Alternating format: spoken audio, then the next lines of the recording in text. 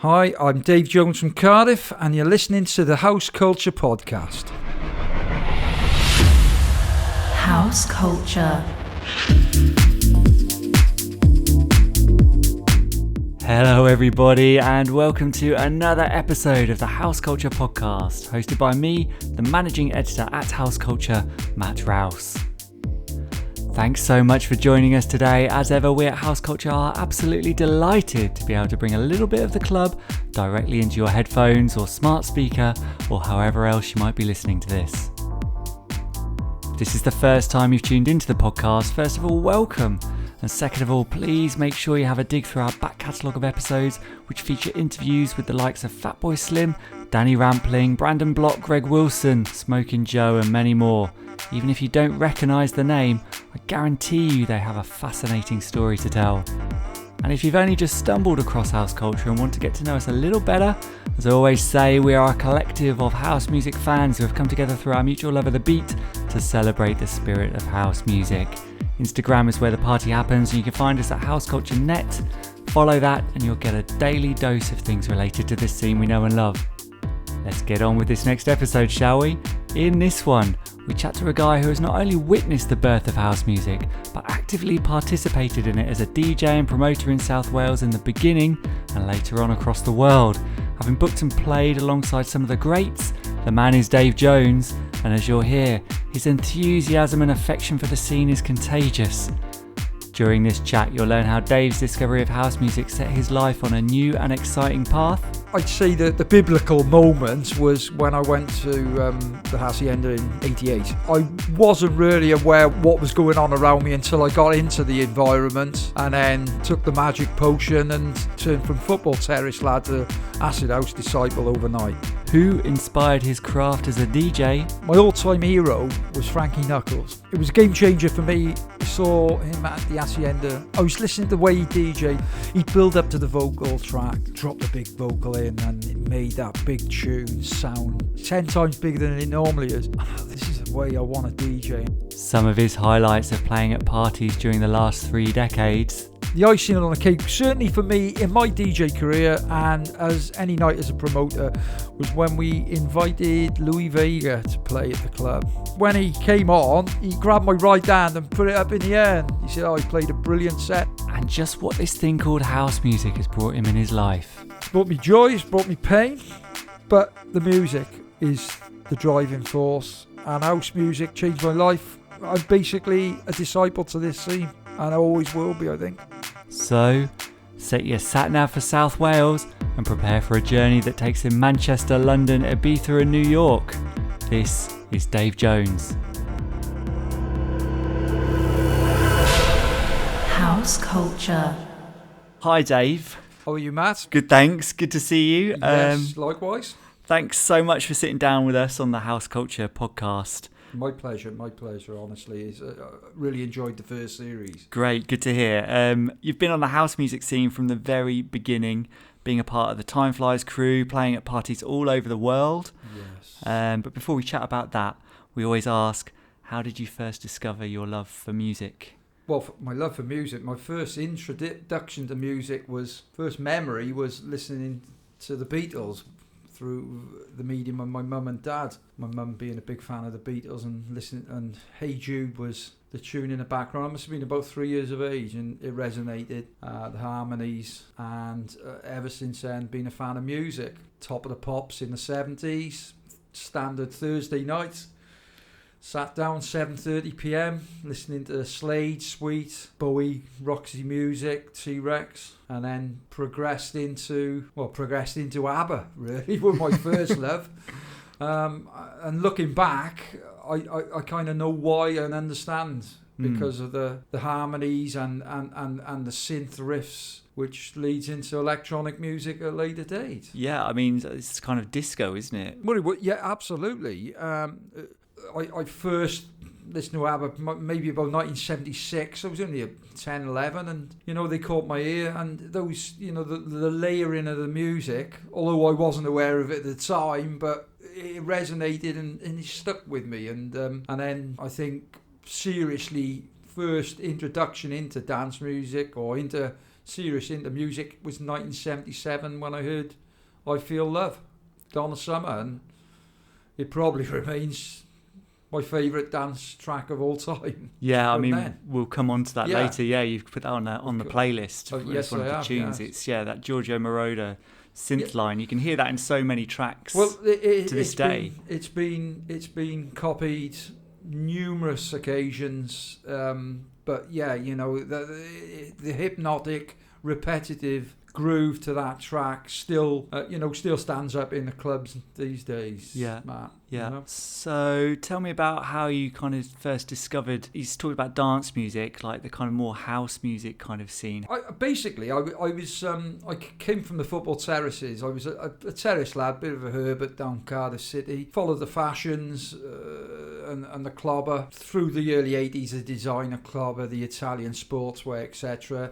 And, very good friend of mine, Gareth Jones, who's one of my musical mentors, was always ahead of the game, and he put me basically onto house music with another friend of mine, John Harries, listening to stuff like Yellow and Kraftwerk predominantly, and then house music, probably about 87, I was aware of it through John Peel. I was listening to John. I was a massive fan of John Peel, Matt, and I heard some tracks which basically reminded me of Kraftwerk, but they were tracks from Chicago. I'd say that the pivotal biblical moment was when I went to the Hacienda in '88.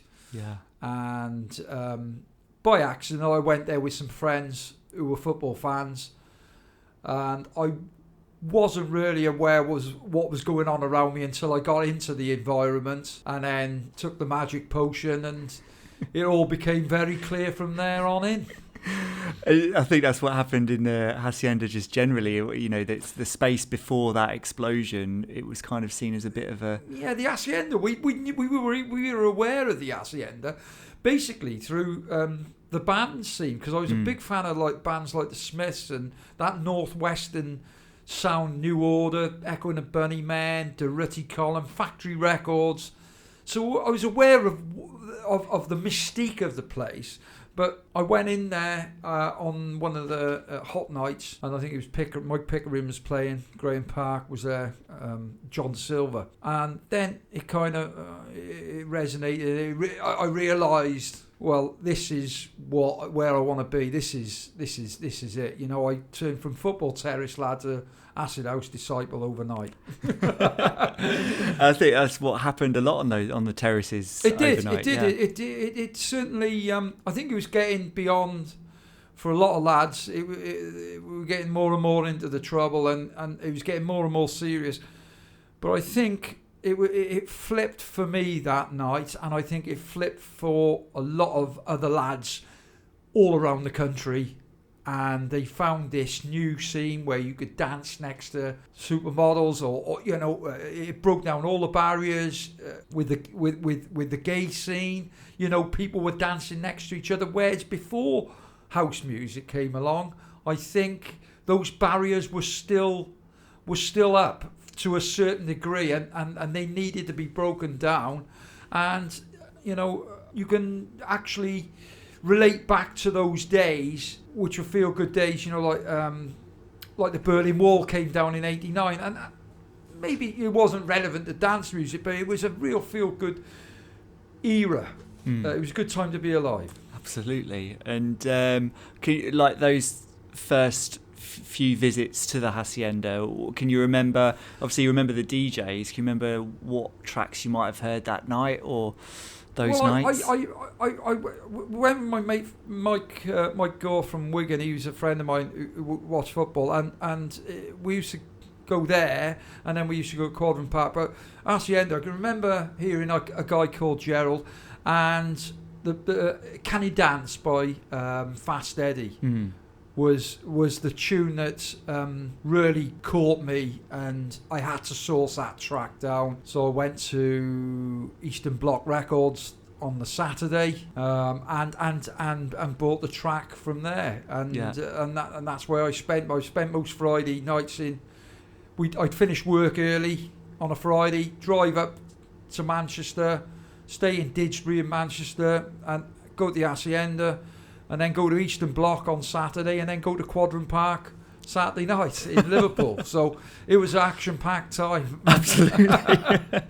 Yeah, and Eastern Bloc, it's that famous record shop, isn't it, where the guys from 808 State worked. That's in there right. Yes, I think it was Martin Price was the owner of Eastern Bloc, and most of 808 State worked in there during that time. Yeah. Did you find yourself going in there and saying, like, having to sing the Fast Eddie track? I heard it in the Hacienda. Yeah, and I worked in a record shop in the 90s, which I'll come on to, and it was roles reversed. You know, I went in. Do you know the track that goes, you know, the usual, and you know, much to the ridicule of and the amusement of the staff in there, and you know, they kind of knew you know, they were very astute. You've got to be, haven't you? I suppose, yeah. Yes, absolutely. Yeah, they were very switched on in there. Yeah, and they knew what was what. So you'd had your eyes open via the Hacienda, and you know, and that terrace football life had kind of been put to one side, or you know. Yeah, I think it'd been put on the back burner, not totally, but it's certainly the adrenaline rush was coming from dance music. Now it was like I was very lucky because I had a friend who was living over in Barking, Cardiff lad, Dave, who was living in Barking at the time. So it was like Manchester and Liverpool the one weekend, and then it'd be in London raving in a field the next, and then paying visits to Black Market Records and Flying Records. Yeah. And Flying Records, I built up a good rapport with some of the boys who went on to be megastar DJs. Yeah, it's where Charlie Chester's shop. In Kensington. It was in the basement of Kensington Market, Matt. And it was like the Balearic shop, you know. We'd heard of the Balearic, you know. We were getting it was a bit ravey, the Hacienda in 88, 89, and Hip House and those big Chicago tracks. But then I kind of stumbled across like the Balearic scene through Flying Records, and you know, I went kind of Boys Own. Junior Boys Own, Terry Farley, and that was this is where, you know, that was at the time, this is the music I want to play. You know, I just bought a pair of 1210s and started a little night in a place called Neath, which is just outside Swansea. We did a Thursday night for a couple of years down there, which was successful. We although it was just local DJs playing, you know, we had a good crowd in every Thursday night. Yeah. And that was like the introduction to DJing as well. Yeah. And honing your skill. And I mean, so immediately you came out of like the Hacienda and all these other parties you've been going to and been like, right, I want a piece of that. I'm going to create my own thing. Yes, yeah. I was like, we looked up at the likes of Picker and John Da Silva, and then in London when we were seeing Farley and Rocky and Diesel and those boys. I'd always been a music collector anyway, Matt. So I was always I'd been collecting, and it was a natural progression, to be honest, to actually want to emulate. And although there was nights going on in Cardiff, Three Wise Men were doing their night at Subways, Jason was doing his night at the Venue, and I just basically wanted to be alongside these guys and do make my contribution to dance music in Cardiff. Yeah. And always went to clubbing when I wasn't DJing, and I still do. You know, I still love going clubbing, and I still love learning and listening to DJs. You know? But we can come on to that, I'm sure. Absolutely. Yeah, and so putting on your own nights, was this just a way of, one, kind of sharing the love, and two, like getting yourself behind the decks and getting that crowd in as well? Well, yeah, I was always reading the magazine. I think it was Jocks magazine, which was later DJ Mag and Mix Mag. And I think I read an interview with Terry Farley once that he said, the only way you're going to get on is to actually do your own night. It's not going to come to you. And I always adhere to that philosophy. You've got to go and look for it, and you've got to make it happen. But we had the hunger to do that. And then I was going to watching the bands, the Happy Mondays, and that indie dance scene, which was big. Boca Juniors in London, Primal Scream. And I always used to bump into a guy at a lot of these gigs who was a Cardiff lad, who's a football lad. His name's Craig Bartlett. And we had the same kind of idea of what we wanted to do. And we said, well, right, let's do something together. And we took the plunge in early 91, after building up a rapport with Rocky, from Rocky and Diesel, who worked in flying. We put Rocky, Diesel and Clive Henry, Peace Division, on in Cardiff. But didn't really work at that time because Cardiff was still very much into like the Belgian new beat kind of a hardcore groove ride, which was a great scene. Fabio Groove Rider, Kenny Ken, that kind of style. And we were trying to do a Balearic night, and it was too early for it. Yeah. I mean, when we spoke to Terry Farley for the podcast, he was always saying that they always kind of were a little bit, just almost 2 years ahead of where everyone else was, even in London. They still are, to be honest, but they were, and this we loved. In particular, I loved looking at DJ Magazine Mix Mag to see the Flying Records chart. They used to have a chart in there, and it was the Bible, and they really were the people they were our go-to DJs at that time, and we thought, right, we can develop this in Cardiff. Yeah. We want to develop this in Cardiff.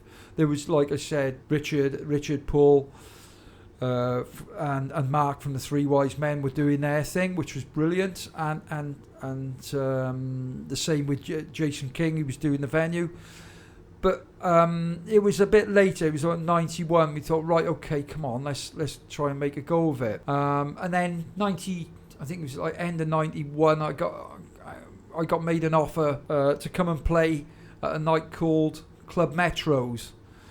The night was called Ecuador, and the club was Club Metros, and that they caught the zeitgeist at the moment. There was Sasha had played in Universe in South Wales, and it was the time when basically everyone who was into that kind of went to that rave as an hardcore raver came away as a househead. So Andy Walsh and Sean Holloman started the Ecuador nights, and they booked the likes of John Kelly, Angel, Flying Records did a party with Dean Thatcher, Scott Braithwaite. There was Alistair Cook from God Rest His Soul from Back to Basics, and who else was there? There was Ashley Beadle came down, Fabi Perez, and it was that kind of that was that Balearic vibe, and they caught it at the right time, and that was a brilliant night. It lasted a year, and that was my first serious residency. Yeah, and that you said it lasted a year. What kind of came next from that? That giving you the passion then? Basically, that night was very popular with the cool students who were studying in Cardiff at the time. And there's a couple of lads, Richard Austin, who remains one of my musical mentors to this day, a good friend of mine, and another lad called Phil Pitchford used to come down to the night. And Phil was quite friendly with a guy at the Students' Union who was the entertainments manager. His name was Henry Blunt. And he introduced me to Henry at the beginning of 93. Henry came down to one of the nights and he invited me up to play at Cardiff University. So I wasn't expecting anything much, really, to be honest. Okay, I'll go up. It's going to be a load of pissed up students, asking for, Shaggy and stuff like that. But to my amazement, the club I'd never seen before, was a perfect, purpose-built venue, very, very much similar to the vibe and the structure of the Hacienda. I was blown away when I went up there, Matt. Yeah. And I said to Henry, you have got the golden egg here. You need to do something in this venue. He said, the problem is we're restricted to just a student crowd. I said, well, there's 700 here tonight dancing away, and it's better than I expected it to be. Come on, let's work together. I can get some, we'll get the best of the local Cardiff DJs in. Obviously, Craig Bartlett was included. And another lad, Paul Lyons, who was one of my mentors. He helped me a lot in my early years of DJing. Let's get a night going. Bring in their crowds as well, and this will be a success. And we He agreed, reluctantly agreed at the beginning, but we managed to secure it during the summer holidays of the 1993 season, where it was we were able to invite anyone. The town crowd were allowed in, as well as the students who were staying behind for the summer. And the first one we had, I think it was Nicky Holloway we had down for the first one, or Lofty from Flyer, and there was about 300-400 in a 1,200-1,300 capacity venue. Okay, not bad. Next one we had, I think it was Alex Patterson from the Orb. We doubled the folks, it was 800. By the third event, which was at the beginning of September, I think it was Ashley Beadle, we had 1,000 in, and then we were lucky enough to get Paul Oakenfold for the beginning of October. By that event, tickets were spinning outside for 50 quid a go. In a tout 93. I know in Cardiff made a lot of money that night. He made a lot of money that night.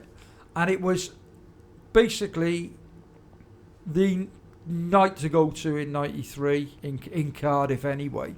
BPM came down, Dave Durrell came down and interviewed us. And it was brilliant. So Henry and another guy called Gareth Davis, who were the two entertainment managers, could see this explosion in dance music in Cardiff. So with their contacts, obviously being connected to the university, they managed to, in February of 94, they managed to secure a very exclusive venue called the Coal Exchange in Cardiff, which was a coal exchange in the early years of the 1900s, as documented, where people would be coming in to the port of Cardiff, Tiger Bay, very famous port. It was a building where they'd exchange all their paperwork, and where basically the trains would come down from the valleys, the coal trains, to go on to the ships. And we secured the Coal Exchange for a gig, which was a great part. I think it was Alistair Whitehead was the first one, and then we had David Morales, and it was packed out, but you know, they were good parties in there. And then they managed to get hold of the City Hall in Cardiff in about 95. Now, the City Hall is like a big banquet place where the Lord Mayor has his parties, etc. And it's probably one of the oldest and most exclusive and A-listed buildings in Wales. Yeah. And how the hell we managed to get that place? Henry, I don't know, he must have the Midas touch, because the parties in there were legendary. Everyone came down. It was Tony DeVitt, God rest his soul again. He was a regular there, and everyone, Smoking Joe, everyone, Phil Gifford, Wobble, loads. Yeah. So incredible parties at the town hall. Then, like you said, it was that iconic Yeah, it was. venue. Yeah, they were very hedonistic parties. I'll give you an example of one. It was a time when the coke was really taking a grip in Cardiff, myself included, and we had basically one of the rooms on the side of the City Hall, which was the Lord Mayor's room, and. Funny story for you. One night, one of the head of security, Neil, was on the door outside, and we said, "Don't let anyone in because we're doing our bits and pieces in here." And he said, "No worries." Well, one of the main councillors for Cardiff came back. He'd forgotten his briefcase, and it was in the office with us. And Neil wouldn't let him. He said, "No, you can't let him in." And he's like, he kept coming in. He said, hurry up, rack your lines up. And there's a guy. And we had BPM there as well. Yeah. They came back to do Time Flies. And we just had a big doodah, big stripe. And Henry came and said, "Oh, they want to interview you." And there's some footage there is footage of this on YouTube. No way. And I'm in a mess. Yeah. I can't watch it now because I'm too embarrassed. But people are like, what the state? And yeah, I'll send it to me. yeah, I'll send it to you. Yeah, I mean, thank goodness that stuff back then, like footage and things like that, it's a lot rarer to come across than these days. Stuff, you know, it was like we you know, the ecstasy market was dwindling really because of the standard, you know, and unfortunately, you know, the Leah Betts story at surface, and you know that so you know, we don't want anyone losing their lives through dance music, you know, going out and having a good time, and it was that mid-90s, and it was party time, you know. I think everywhere really, to be honest, and it was honeymoon period for us with that stuff, and we kind of took our eye off the ball a little bit because we were caning that stuff, and you know, we had to calm it down. I mean, you mentioned like a load of big names there that had come over and played. Even someone like David Morales, obviously American DJ. Were you having to like fly them over and put them up and give them the full red carpet? How did that kind of work? Well, it's a good link, to be honest, because Craig and myself were getting. Craig was running a record shop called Whoosh Records in Cardiff, and he asked me to go and work there with him, which was great. You know, it was 94, 95, 96 I worked in there, and we were really, you know, we were getting all the tracks in, all the imports were coming in, and we were really getting into this American sound, like Tribal UK, Tribal US label, Emotive Records, Strictly Rhythm, and we were really getting into that American sound, and Danny Tenaglia, etc., Tony Humphries, Knuckles. On the quiet, we wanted to do our own night, predominantly with the American boys, you know. And yeah, it's an expensive game. Yeah. You know, they were double the price of the UK DJs, the same as the Italian DJs. You know, they were expensive. And there was a massive scene in Rimini and Italy in the 90s, Cocaluto, Ralph, and all those boys. And they were, you know, you were looking. The only people that could really afford to put them on were Cream, and Hard Times were the night Craig and myself were really looking at, which were taken over really from like the Boys Own kind of thing, because they were kind of winding them down a bit by then, and they were more into the production, Junior Boys Own label and Just Tracks. They were more into pushing the music rather than the nights. So we were looking to like Hard Times and Back to Basics in Leeds were the two nights we really, we'd love to do our own night, you know. And in night as well, alongside Time Flies in Cardiff, we secured a weekly residency in Swansea at a club called The Escape, and through our connections with the football in the 80s, on paper it wasn't a wise move to say yes to a residency down there, because you know we were well known down there, and we weren't popular, but luckily their head of security was one of their old fellas from the 80s, and we had a chat with him, and he said, listen, everything will be cool, give it a go, you know, they won't come in here and you'll be safe. So we were like, okay, yeah, no worries, we'll do it. And it was brilliant. Escape in Swansea was a great night. We played the second room, which was, the main room was Big Al and Danny Slade, and there was more trance-based, up-tempo, 130 BPM stuff.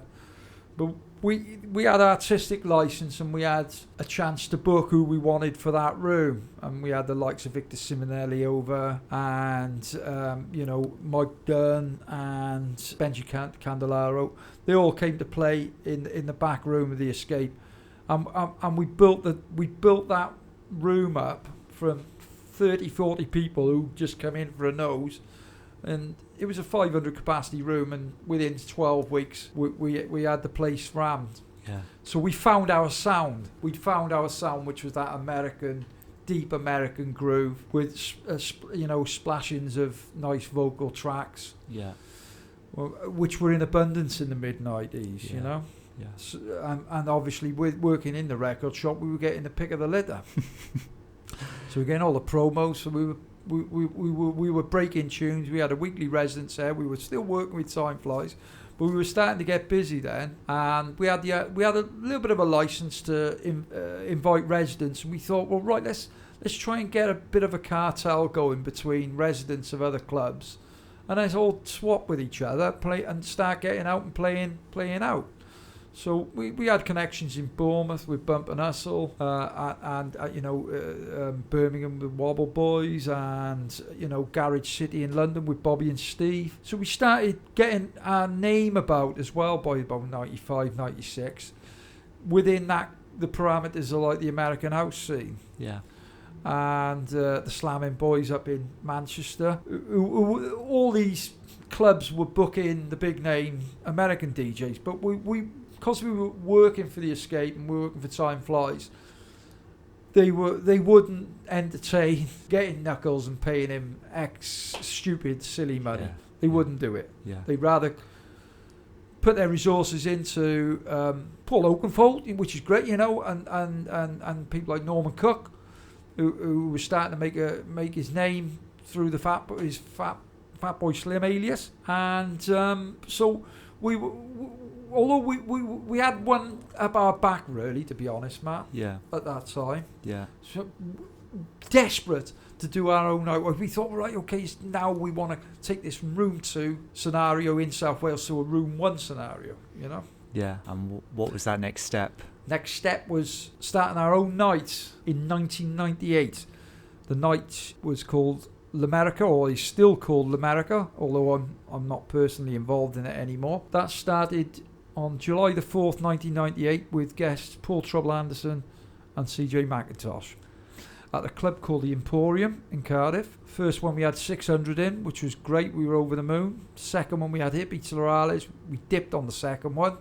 We only had about 400 in, and we were a little bit despondent. But Tim Corrigan, who was the manager of the club, who remains one of the best managers I've ever worked with, because it was very difficult when you're working with managers who didn't have the same foresight as what we wanted to achieve. He knew what we wanted, and he was very supportive, and he knew we'd get there with it. And we had a few wobbly nights where we thought, oh, are we going to carry on with it? But we stuck with it, and we had Graham Park in 98, 99, Jazzy M.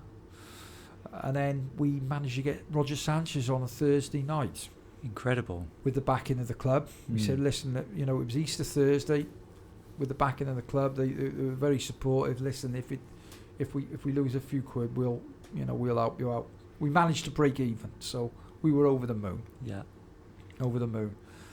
So that the night was starting to really take hold in Cardiff. We were getting good numbers in Kenny Carp. We had Kenny Carp that came over, and he was absolutely that night was brilliant. Basement Boys came to play, and they it was really going well. And then the icing on the cake, certainly for me in my DJ career, and as any night as a promoter, was when we invited Louis Vega to play at the club. Yeah. On July the 6th, 2001, and it was a very emotional night for me because Craig was busy around the club. He's running around the club. It was ram the clubs. We normally play back to back, Craig and myself, but he said, "Oh, you carry on a bit, and I'll sort the door out," because we were hands on with the night as far as taking money on the door. When one was playing, the other would be taking money on the door, keeping, and vice versa. We had a great neck. We had some great residents: Gareth Hopkins, Neil Young, Darren Stewart, and they warm up, and then I went on about 11:30, and he wasn't due to play until 1:30, but he turned up early, so I was playing, and Louis Vega was sat behind me, and he was due to go on at 1:30, and it was 10 to 2, and I was like, "Oh, do you want to go on now? Do you want to go on now?" Said, "No, I'm happy listening to you." So when he came on, he grabbed my right hand and put it up in the air, and he said, "Oh, he played a brilliant set." And I was so overcome by emotion, Matt. We had an office upstairs, which was a bit of a den of inequity. Every other every time we did a party. But I went up there and I was actually overcome at that moment, and I wept. Yeah, why not? It was like my scoring a goal in a cup final. moment. Yeah. I mean, can you remember what you were playing around that time? I was still playing warm-ups. I was playing dubs. and I was warming up, and I didn't wanna go in with any of the biggies, and I was like turning tracks over. I was like playing bonus beats in the end. Because he knew what I was doing, and I was dying to go in with a big one, but the floor was there because the club was so wrapped, the floor was there, which was perfect because the stuff I used to love warming up because it was all the stuff I loved playing. Mm-hmm. I loved playing at the beginning of the night and seeing the crowd come in and remains to this day, I think, the most important set of the night. Absolutely, yeah. I mean, I read there was a great blog piece by Ralph Lawson. Ralph Lawson, yeah. Yeah, he did an amazing blog piece write-up the other day. It's on Facebook on his page, all about the importance of a resident and a warm-up DJ and about the job that they do. People can't do it. As a friend of mine, Mike from Wigan said to me once, he said, this guy on before you, he's not a warm-up, he's a heat wave. Absolutely, stuck with me ever since. Yeah, you don't want to walk into a club and just be like bludgeoned straight away and there be an empty dance floor. You want to get into the groove, and then the warm-up DJs. I think when I go into the Hacienda regular and listen to probably the best resident warm-up I've heard, Tom Wainwright, the levels would be half, in the greens, and then he'd take it up into the yellows. Never in the reds, but it'd be just at the start of the yellows, giving the main DJ to come on, push the sound up, and then off we go. And we were good at warming up because we did a lot of warming up over the years, so we mastered that art. I'd like to think, Craig and myself. But yeah, it's just I still play my sets now are like warm-up sets. I still enjoy those moments of getting to a club that little bit earlier and it's still being quite half empty and just kind of just setting yourself up for the night and that easing yourself in and having the music kind of bring you onto it rather than just walk in quite late and it's already banging. You just got to go from a standing start to a sprint. I hated those. When we were on the circuit, we played at some good clubs. We were at the Ministry, we were at regular, but I hated going in there about 2 a.m. to go on. We'd be in the hotel room and then going over there. And I still had a lot of stage fright. It was like the club was going off. And we did it once. We got the club for about 2 o'clock, and I said, not doing this again. I want to come here when the club opens and build up with the atmosphere of the club. And we did that every time then. Yeah. When we were guesting, we'd be at the club. We were one of the first in. We were there before the warm-up. And I'm like, you're not on for another 4 hours. Yeah, but we want to feel the vibe of the club and see where we're going to go. And mainly listen to what you're playing so we don't play the same bloody tune. I mean, you say, in terms of warm-up, you and all of the big names that you were bringing over to the parties, and you mentioned Louis Vega, and that was, sometimes it could be a case of like never meet your heroes. Was there any kind of diva-like behaviour that you've ever had with anyone? I'm reluctant to mention there's a few people. There's a German DJ played on my birthday at one of the clubs in Cardiff. I nearly came to blows with him because he was moaning about one of the styluses, which I replaced, and then I put it to him gently in his right ear that you haven't been paid yet, so if you carry on like that. And he was very nice to me after that. But no, most of them, and Lena, I'll tell you when we talk about the podcast later. All of them, most of them are very, very nice people, and they're good guys and good ladies, Yeah. When were you ever most starstruck? Was it Louis Vega? No, it wasn't. Louis Vega, I was obviously starstruck, but my all-time hero was Frankie Knuckles. And it was a game changer for me. I saw him at the Hacienda, and it was 10th birthday party in '92.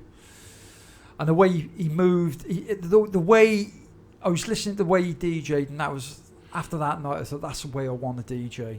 He played 2 or 3 dubs, and then he'd build up to the vocal track. He'd build up with these lovely dubs, drop the big vocal in, and it made that big tune sound just 10 times bigger than it normally is. this is the way I want to DJ, and the groove, and he'd bring it up and he'd bring it down. Obviously, he was working. He knew, the guy was a DJ 20. It was 92, so he'd been DJing for 20 years then. Yeah. So he knew how to work a crowd, all the levels. He adjusted all the levels of the sound, and it was perfect. So. He was obviously schooled by Larry Levan, and so we had the Emporium, but we had an opportunity when I was going back to the L'America parties of actually putting L'America on in a club called Liquid, which is one of corporate-based clubs, but it was a bigger capacity. We had an opportunity to do Bank Holiday Sundays. There was an opening in Cardiff, Bank Holiday Sundays, around about 2002.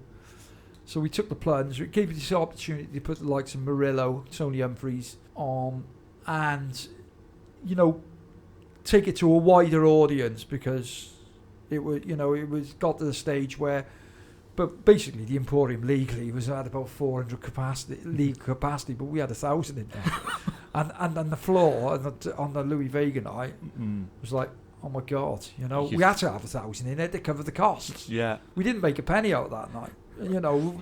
But we were running as a business. We were professional then, so we wanted to take it to a bigger audience, which I think, me personally, I thought it was to the detriment of the night, because you open the floodgates and there was people in there you didn't really want. We had our regular crowd, and they started moaning a little bit because the size of the club, but it did give us the opportunity to put the likes of Murillo, Kenny Dope, etc. on. But we had Frankie Knuckles. And Frankie Knuckles was probably, and still, one of the nicest DJs you'll ever meet.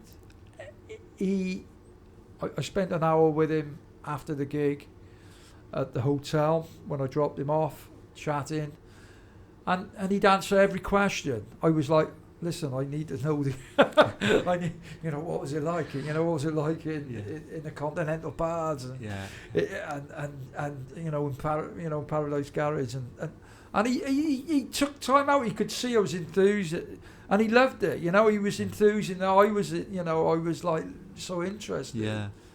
And he's a great loss to the scene in general. Yeah. It was such a sad day when he passed away. It was even on the BBC 10 o'clock news as an item. That's a testament Yeah. of how big he is, and it's one of my ambitions to go to Chicago, Matt, when they have Frankie Knuckles Day and celebrate his life. Yeah. It's on my bucket list. I'm not going to go on about bucket list, but this is certainly something I need to do, because I did go to a lot of the clubs in New York in the early 90s to see Vasquez, and in Sound Factory. I went to Sound Factory Bar to see Knuckles and Tony Humphries, and Tunnel to see Tenaglia. So when I wasn't DJing, I was going all over, immersed in the scene. Still am. Travelling the world, taking it all in. Yes, we had some good gigs abroad, as well as taking all the clubs we wanted to visit. We played in Russia 3 times. What was that like? First time we went, we were silly boys, because we went on a Thursday night, played on the Thursday night. The Friday was supposed to be our touring day, so we go and see the sights. You never had the opportunity to go to Moscow, so we went to go and see Red Square, but all I saw on that Friday was the toilet seat, because I was throwing up. We came the black vodka. Ooh. Craig and myself on the Thursday night. He ended up throwing up in the taxi, giving all his wages to the taxi driver to clean up. Yeah, and the pair of us were we had acute alcohol poisoning, and we had to travel back on the Saturday. So that was that. Luckily, we got rebooked and we went over and did the sites the second time around. But we did some good gigs. We did the Miami Winter Music Conference in '99. That was great. Yeah. And we did a load of gigs for Ministry of Sound at Pasha, and on the Friday night, and then Space Terrace on the Saturday morning. So in '99, right the way through to 2004. Incredible. We were regular over there, thankfully through Gareth Cook. Awesome. And have you been out to Ibiza recently? I hadn't been. I stopped going after 2003. I give it, the life, it was just burning me out. The lifestyle was burning me out. So I got invited to a wedding, my mate's wedding. Mike's from Mike again from Wigan, Mike Gore, and his lovely wife Kerry. They invited us to their wedding, which was in Ibiza. Remains the best wedding I've ever been to, myself, mine included. No, I got the bug again. And my good friend Anton Potterton, he was celebrating his 50th birthday the year after. So we went back out to do a few of the clubs, and we fell off the Clockwork Orange party at the beach, and I thought I was back, transported back to 1989 again. It was off the wall. I think there seems to be this whole generation of people that have been in amongst the scene from the beginning, and they've all of us have had like a little bit of time off or had kids or whatever. They've grown up, and then it's suddenly okay, and then you get that something happens, like you get the bug again. You find yourself in Ibiza, or you hear a track or something, and be like, actually. Oh, absolutely. I got into some. I got myself into a mess in about 4 or 5 years into America. Personally, I had a few personal tragedies, and lost my brother. Through cancer, God rest his soul, Bryn. And I got into coke in a big way, and I lost my first marriage, and then subsequently I lost my second marriage. I got married again straight away, and then we got divorced straight away, basically. And then so I needed some time away from the scene. Yeah. And a good friend of mine, who sadly no longer with us, John Harries, he wasn't into dance music, but he was one of my music mentors, along with Gareth Jones, and he got me into like stuff like music soundtracks, Ennio Morricone, and 60s library music, and I was listening to all kinds of weird stuff, but nothing to do with dance music. It'd gone a bit EDM, and a lot of the DJs from my era were basically flipped overnight again, so everyone was out of touch, Yeah.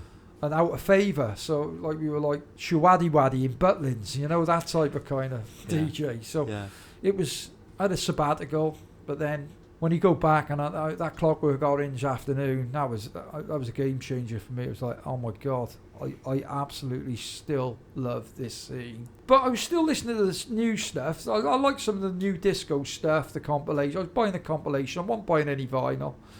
And then I heard a Maceo Plex Essential Mix, and I know Maceo goes on one a bit he's a little bit hard sometimes, but I love when he makes his house stuff, that real dirty, gritty, twisted house, 118 BPM, and I thought, oh my God, this is brilliant. So he opened up a lot of doors, and I was listening to Dusky and some of the new boys and the new producers, and I was like, oh yeah, getting up, really loving this. And basically got invited down to do a radio show called Digital Exposure, and co-present that with Martin Dibble. He did a couple of mixes for him, and I thought, oh, do you know what? I think I still got something to offer. Absolutely. Managed to get a gig with Clockwork Orange at Printworks through Andy Manston. Got friendly with Andy in Ibiza, and he said dropped him a mix over, and he liked it, so played for them a couple of times, Clock Stock, and they caught the zeitgeist of the over 50s clubbers. Yeah, and brilliant, and good luck to them. They're doing a brilliant job. Yeah, I mean, and I think a lot of people are coming back out again. They are in Cardiff. Time flies is buzzing again. And it's kids have grown up, mortgages are getting paid off, so they're like, oh, it's my time again. Yeah, absolutely. And I think it's that, and the brands from their youth are still out there, and they know it's about knowing what you're gonna hear. It's that trust, isn't it? You'd know that you go to a Clockwork Orange or a Time Flies event. If you went to those way back when, yes, you can go to one and you'll know that you're gonna have a great time as you did before. Yeah, absolutely. Yeah, and the DJs make the party, but the people do as well, and their crowd are particularly friendly crowd. They're very nice, mostly East and South London crowd, but it's a real energy to their parties. That was what caught me, particularly more than the music, because I'm like more into the American sound. They played more of the up tempo stuff, but the crowd was so friendly, but you know, the Sunday afternoons at the beach parties, you know, they were brilliant because they'd be playing all the old 80s stuff. So I was happy. I mean, how did you find when you came back to it? We're talking just before we turn the mics on about the technology aspect of it, from the vinyl to the digital. I was still, you know, those years that I'd taken out as a sabbatical. You know, technology moved on tenfold, and I came back and it was Pioneer controllers, and I was like, what? I'm still playing vinyl, yeah, you know. And they're like, well, no, you're a dinosaur now, mate. But I know now it's going round again because a lot of the cooler DJs are playing vinyl again. Yeah. Well, Sven Vath has always played vinyl. Yeah. Stuff's being released on vinyl only as well. It's like, if you want to buy that, you've got to buy it on vinyl.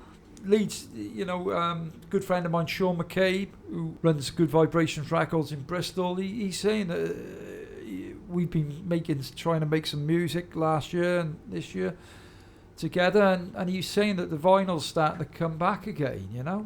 But fantastic, the technology's moved on. It's a lot cheaper buying stuff online, you know. Click of a button, it's very simple, you know.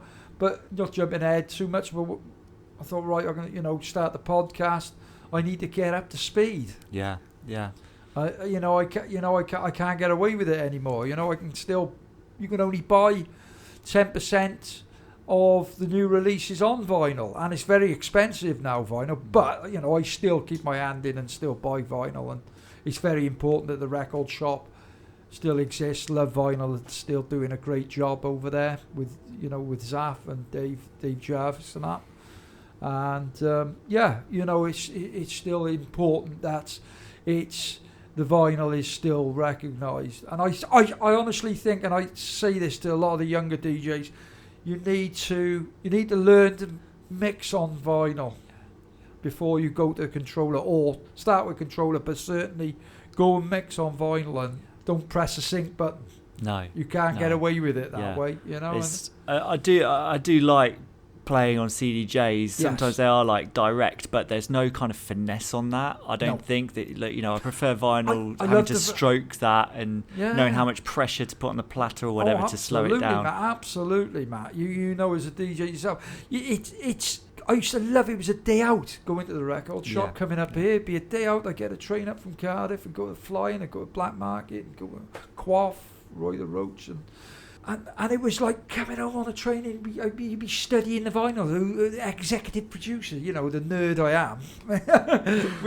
And I'd be like, I think he's done a mix of dub on the beat, you know, and you kind of lose that a little bit with Beatport and Traxsource and all those guys. But it's a cheap way of getting, and it's kind of safeguarding the scene for the youngsters who haven't got that disposable income to go out and buy vinyl. Yeah.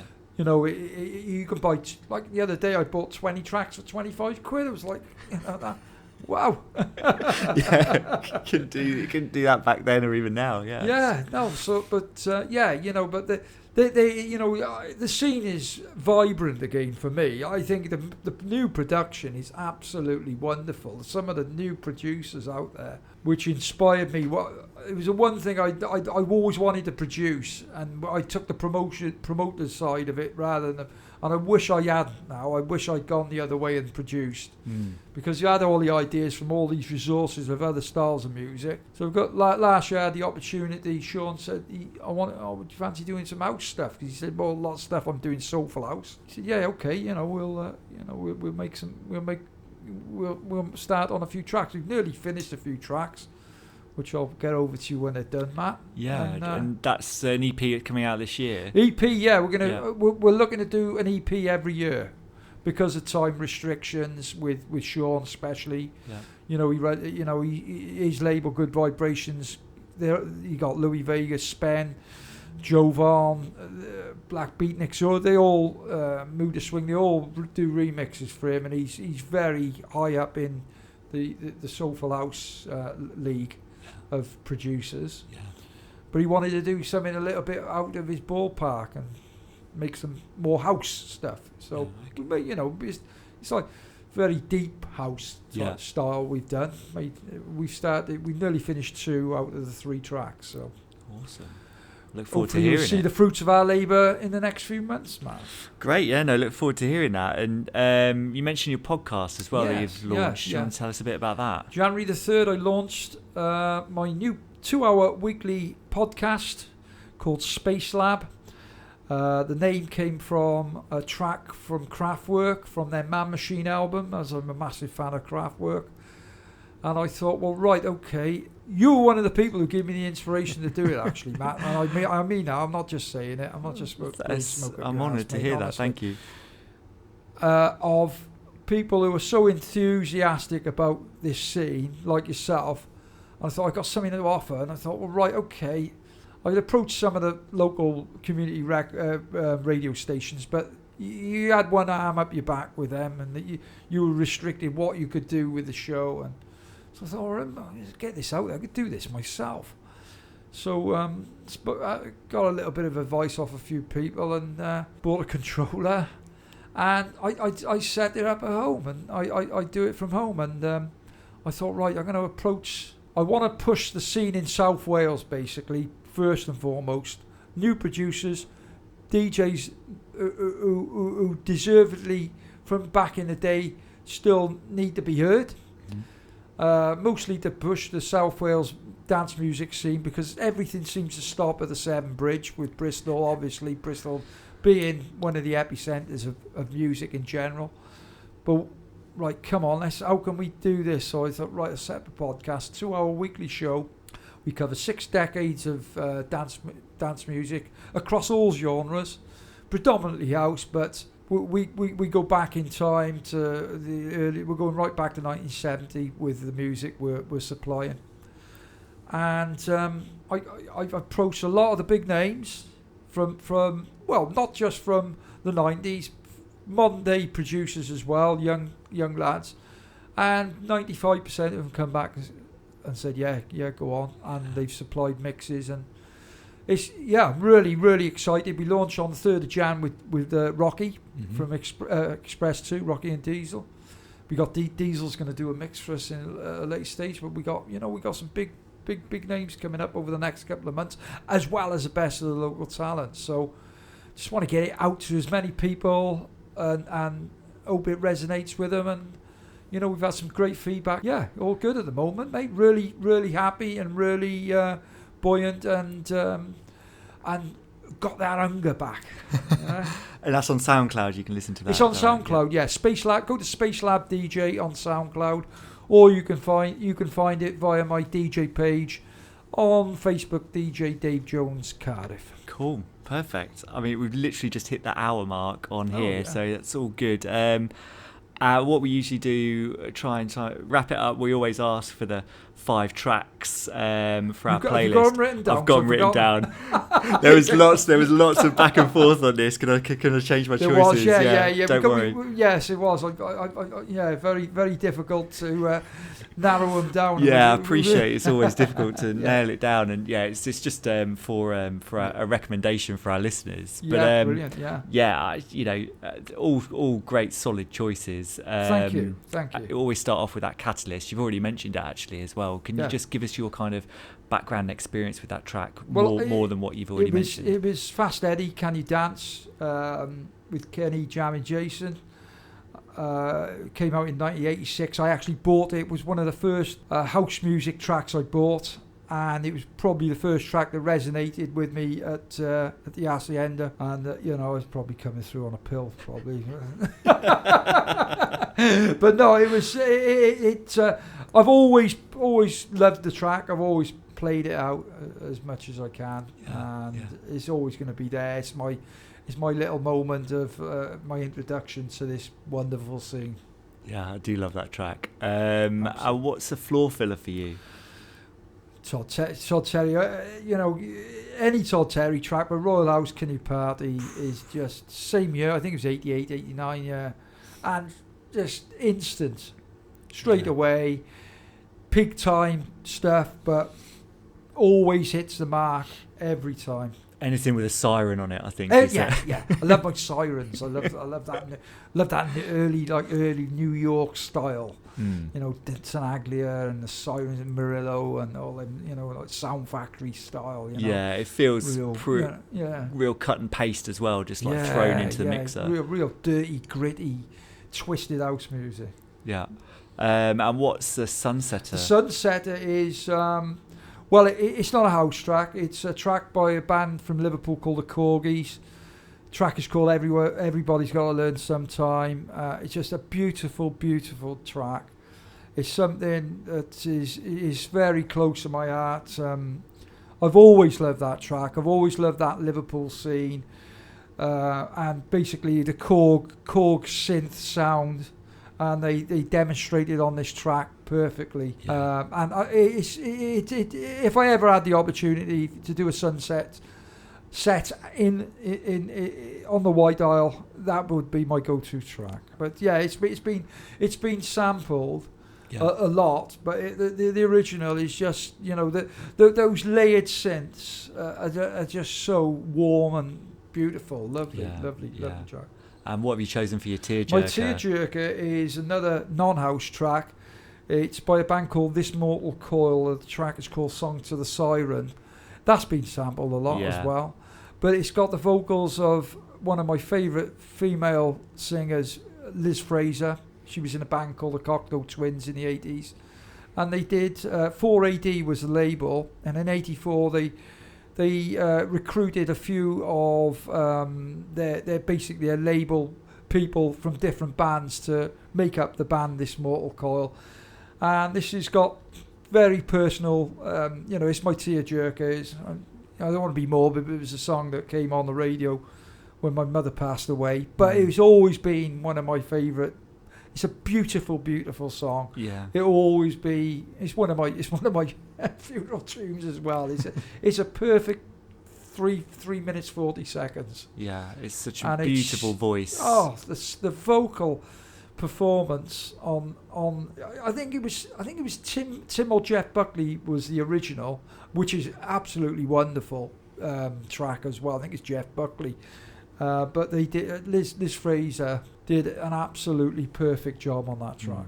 And what's your, everyone's calling for one more at the end of the night, what do you play? There's one tune I heard first at the age of 12, Matt, and it is probably still my favourite tune of any genre, and it's Donna Summer, I Feel Love.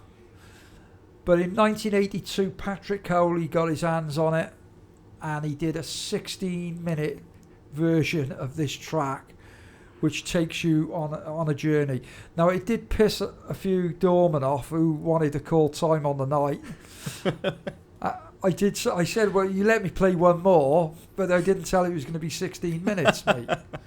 Which, no, I nearly got my head kicked in a few times for that. But, yeah, but Donna Summer, I Feel Love. There's nothing else to be said. It is a tune that'll never date, in my opinion, Matt. It will always be there, and it will fill any dance floor. Yeah, and that 16-minute mix, I mean, how can a track be 16 minutes, but like you say, it does take you on that journey. It ebbs and flows. And it just goes in and out, and it's just...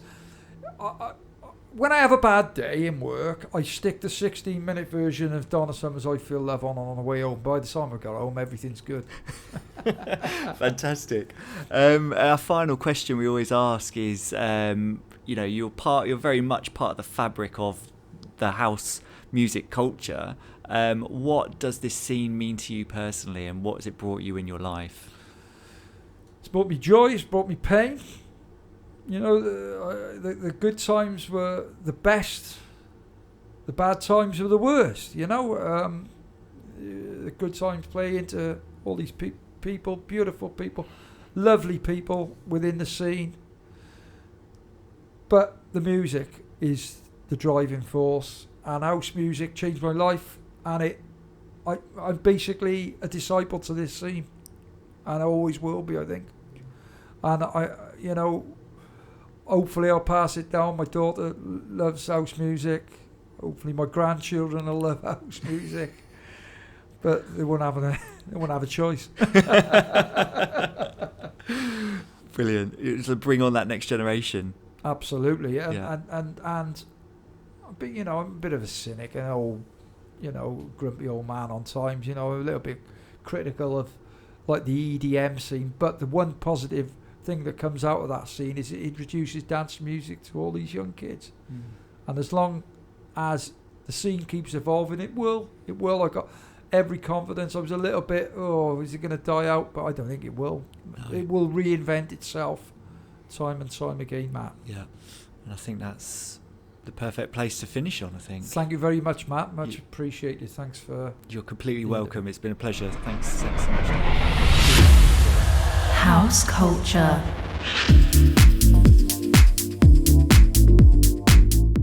I hope you enjoyed that one, guys. He's done it all, hasn't he? Put on huge parties, played across the world, and even worked in a record shop that was featured in Human Traffic. Thanks so much to Dave for that one. A genuine pleasure to meet someone who shares as much passion for the scene as us at House Culture. Now, you heard Dave mention his own podcast called Space Lab, and since we recorded this interview, he's also launched another more down-tempo offering called Balearic Sundays. You can listen to both of these on their SoundCloud page by searching Space Lab DJ. I can't recommend them highly enough. You also heard Dave talk about his forthcoming EP. Obviously lockdown and COVID have delayed things a little here, but he's hoping to still get it released before the end of this year, so watch this space. I'm sure it'll be worth the wait. And if you want to prep yourself for that with some more sick beats, you can find all of the tracks we enthused about on our Spotify playlist. Just open up your player and search for House Culture Perfect Playlist, and you'll be presented with a plethora of tunes that feature sounds from every corner of this thing we call house, all chosen by our podcast guests, past and present. Once you've followed the Perfect Playlist on Spotify, please support this podcast by loving, liking, tweeting, sharing, and by leaving us a rating or a review on Apple. This is really important and will help us continue to create these episodes that we hope you love listening to. It could also get you a shout out on a future one as well. This time the lucky shout out goes to Dermot Duffy, who got in touch on Instagram to tell us how much he was looking forward to listening to our interview with Danny Rampling. Well, Dermot, I hope you enjoyed it and are continuing your journey through the other legends in our back catalogue. Any more comments could be made by hitting up our Instagram feed at HouseCultureNet or following the hashtag TrueHouseCulture. This way you'll be kept informed of all the parties that are currently happening all over the world. And finally, if you want to reach out to me, Matt Rouse, you can do it directly on Instagram at DJ Matt Rouse. Thanks for listening, stay safe, and see you next time.